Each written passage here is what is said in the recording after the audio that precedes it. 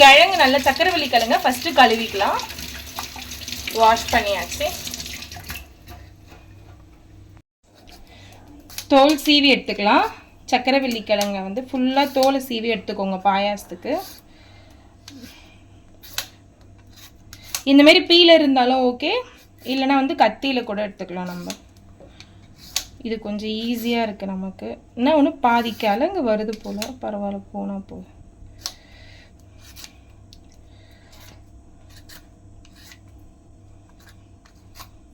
இங்கே பாருங்கள், இந்த மாதிரி நல்லா க்ளீனாக வந்து தோலை சீவி எடுத்துக்கலாம். இப்போ கட் பண்ணிக்கோ. இந்த மாதிரி நல்லா சீவிக்கலாம். இந்த மாதிரி தூள் தூளாக சீவிக்கலாம்.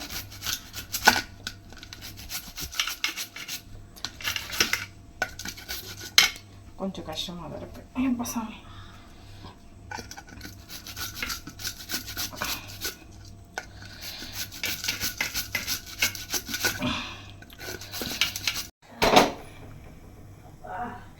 கெடாய் வச்சுக்கலாம். கிடாய் எனக்கு அது வராது. கொஞ்ச நேரம் இருமா.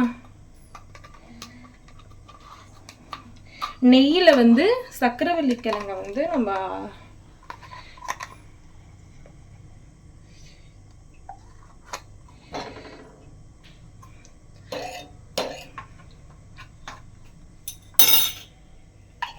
சக்கரவள்ளி கிழங்க வதக்கிறதுக்கு நெய் ஊற்றிருக்கோம்.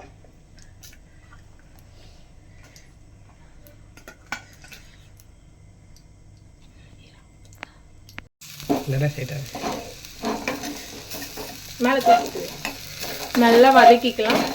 சின்ன கடாயாக இருக்கும், வாட்டமே வரவில்லை.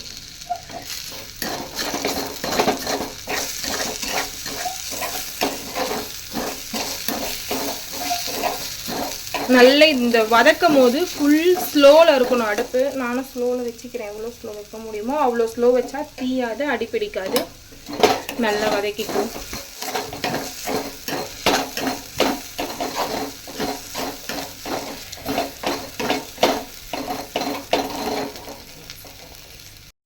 நல்லா வதக்கி எடுத்துக்கலாம், இந்த பச்சை வாசனை போகிற அளவுக்கு. ஏன்னா நம்ம அவிக்கலை, அதனால நல்லா வதக்கிக்கலாம். நார்மலாக இப்படி நெய்யில் வதக்கிட்டு சர்க்கரை போட்டு தேங்காய் போட்டு சாப்பிட்டா நல்லாயிருக்கும். அதுவும் வேணும்னா ட்ரை பண்ணி பாருங்க.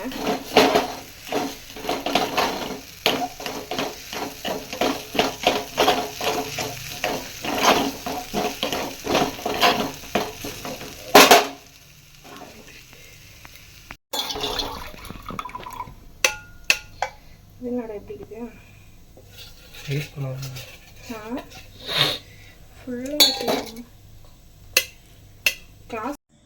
இப்போ பால் ஊற்றியாச்சு.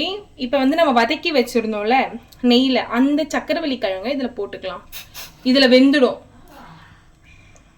வெந்து வர வரைக்கும் இதில் இருக்கணும். அவ்வளோதான் இதோட கான்செப்ட்.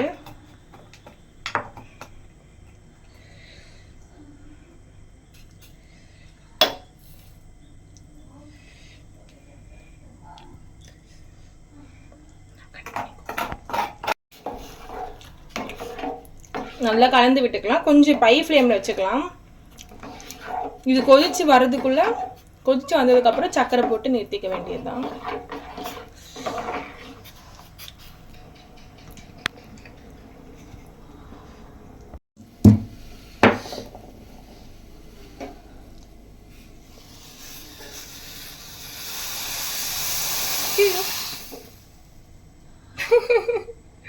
மா கேஸ் ஃபுல்லாக பால் ஊற்றிட்டோமா நாங்கள். இது நல்லா கொதிச்சு வரட்டும். வருது ஏலக்காய் போட்டோன்னே, ஏலக்காய் மணத்தோட. குட்டிகளுக்கு வந்து இப்படி சர்க்கரை தேவையான அளவு போட்டுக்கலாம். போதும், இது போதும். திராட்சை எடுத்து வச்சுருக்கேன். வீட்டில் முந்திரி இல்லை, அதனால திராட்சை போட்டுக்கிறேன். போட்டு நல்லா கலந்து விட்டுடலாம். இந்த பாயாசம் எனக்கு தெரிஞ்சு அவசரமாக ஒரு 10 நிமிஷத்தில் செய்கிற பாயாசம் தான். நீங்களும் செஞ்சு பார்த்துட்டு எப்படி இருக்குன்னு கமெண்ட்ஸில் மறக்காமல் சொல்லுங்கள்.